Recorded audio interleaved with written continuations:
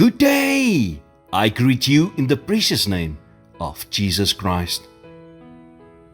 God's plan for your life is always good, and it's for your benefit. But that doesn't mean it will be painless or always convenient. This was especially true with the birth of Jesus. The circumstances were anything but convenient for Mary and Joseph.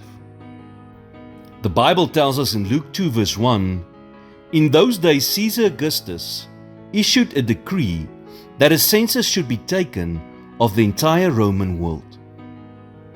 In the midst of trying to be future parents to the Son of God, Mary and Joseph heard that Caesar had issued a census and everyone had to return to their hometown.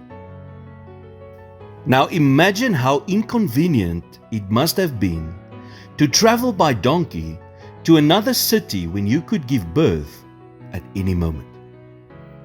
Then, when Mary arrived in Bethlehem, she would have to give birth to her own baby in a barn, surrounded by a crowd of animals, without the help of a mother or a midwife. None of the circumstances surrounding Jesus' birth were convenient, but it was part of God's plan. It had long been predicted that Jesus would be born in Bethlehem. The inconvenience of getting them there was part of a greater plan for Joseph and Mary. Joseph and Mary trusted God despite their discomfort and fear. You can also trust today that many of the things God does in your life are because He knows best.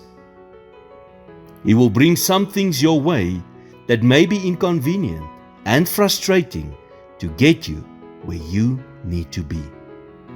But He always works out all things for good in your life. Lord, thank You for making all things work out for good for those who love You. Help me to trust Your plan for my life. In Jesus' name I pray. Amen.